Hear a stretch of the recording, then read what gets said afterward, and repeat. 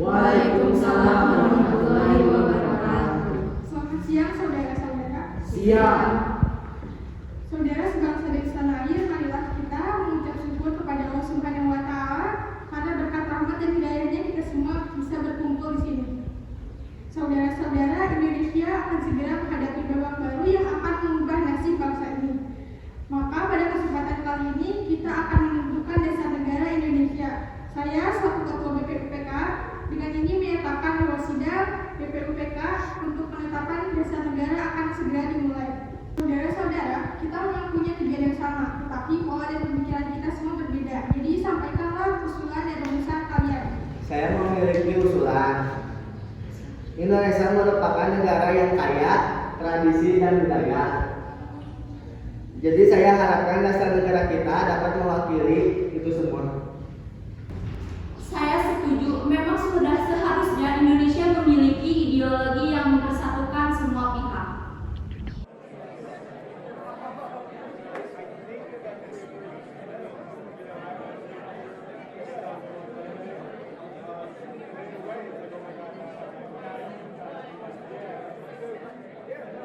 Saudara-saudara, setelah saya mendengarkan dan menyimpulkan beberapa usulan dari saudara-saudara sekalian, saya mengusulkan usulan mengenai dasar negara Indonesia yang berwujud lisan dan tulisan.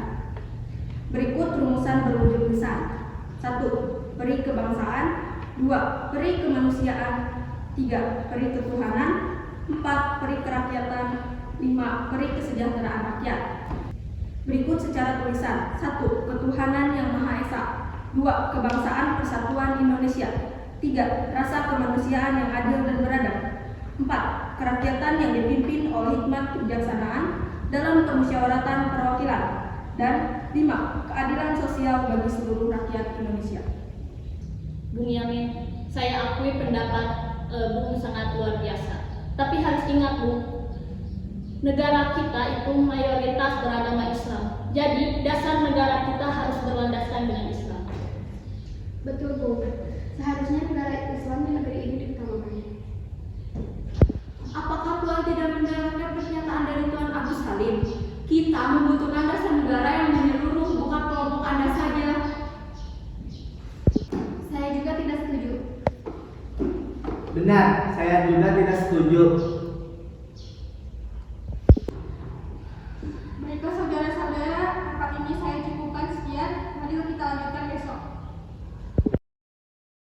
Saudara-saudara, kemarin kita sudah mengadakan rapat, tapi masih belum mencapai kesepakatan. Hari ini kita kembali berkumpul di sini untuk membahas hal yang sama, yaitu dasar negara. Baiklah, apakah ada gagasan baru mengenai hal yang kita perdebatkan kemarin? Di dasarnya, agama tertuju pada Tuhan yang sama. Untuk apa kita perdebatkan? Tapi Bung, saya meyakini bahwa Indonesia tidak bisa disamaratakan seperti itu. Indonesia adalah negara Islam. Allahu Akbar. Allahu Akbar. Kalau begitu, kenapa Tuhan tidak mengadakan rapat dalam forum dengan anggota Tuhan sendiri? Kami di sini rapat berdasarkan musyawarah. Jika Tuhan tidak bisa menahan ego kelompok Tuhan, silakan untuk keluarnya di sana. Sudah. Tidak ada gunanya kita melanjutkan rapat ini dengan ego. Adakah saudara yang memiliki usulan lagi? Saudara-saudara, saya ingin menyampaikan usul saya. Berikut asas-asas dari saya. 1. Persatuan. 2. Kekeluargaan. 3. Keseimbangan lahir dan batin. 4. Musyawarah. Dan 5. Keadilan rakyat. Baiklah saudara-saudara, saya akhiri rapat kali ini. Terima kasih.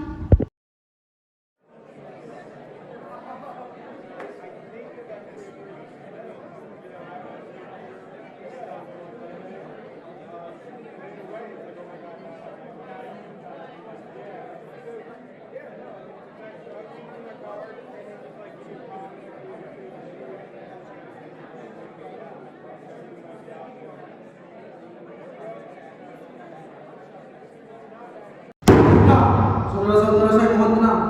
Kita telah berkumpul di ruangan ini selama 3 hari untuk membahas dasar negara kita. Setiap kelompok rapat masih saja ada yang egois dan lebih mementingkan kepentingannya.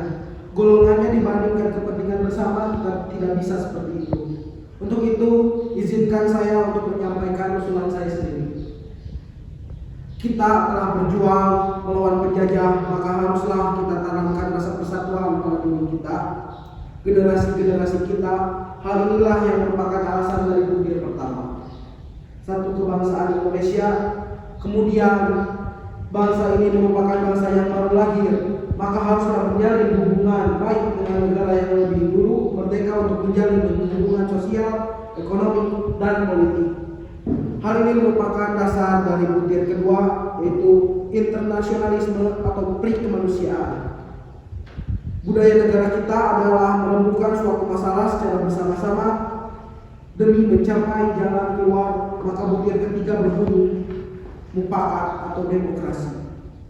Kita tahu bahwa bangsa kita telah dijajah, maka seluruh lapisan masyarakat bangsa kita harus merasakan apa yang dikatakan merdeka. Ini menjadi alasan butir keempat, kesejahteraan sosial. Yang terakhir, untuk merangkum itu semua, mari kita harus memiliki pedoman, yaitu Tuhan. Namun bukan Tuhan dalam agama Islam saja, melainkan mencakup seluruh agama di Indonesia, yaitu ketuhanan yang Maha Esa. Kelima dasar negara tersebut saya beri nama, yaitu Pancasila, yang berarti 5 dasar atau 5 asas. Di atas kelima dasar itulah kita mendirikan negara Indonesia kekal dan abadi.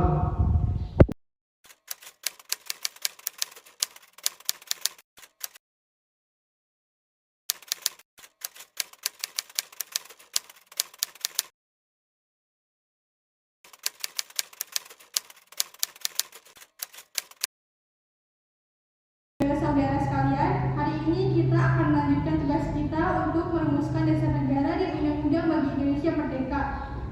Diskusi kita harus mengarah pada satu tujuan, yaitu persatuan untuk Indonesia. Kita telah mencapai kemajuan besar dalam Piagam Jakarta.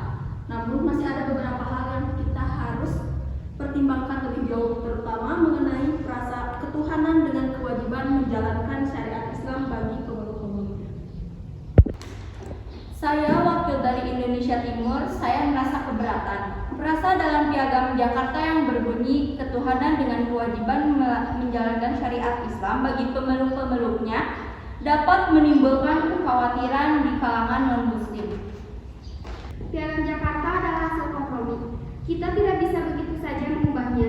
Ini menyangkut prinsip mayoritas rakyat kita yang muslim.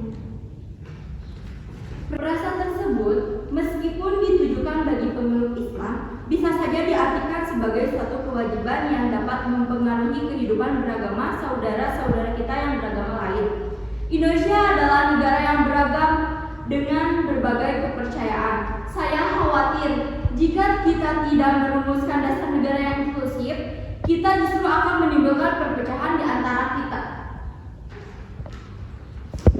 Kita harus menjaga semangat persatuan dan kesatuan. Tetapi kita juga tidak boleh mengabaikan aspirasi umat Islam yang telah berjuang keras untuk kemerdekaan ini. Namun, Bang Kusno, kita juga harus memperhatikan saudara-saudara kita yang non-muslim. Saya menerima banyak masukan bahwa frasa ini bisa membuat mereka merasa tidak sepenuhnya terwakili dalam negara yang baru ini. Kita menghadapi tantangan besar. Mayoritas kita muslim, tapi kita juga harus mempertimbangkan keragaman agama yang ada di negeri ini.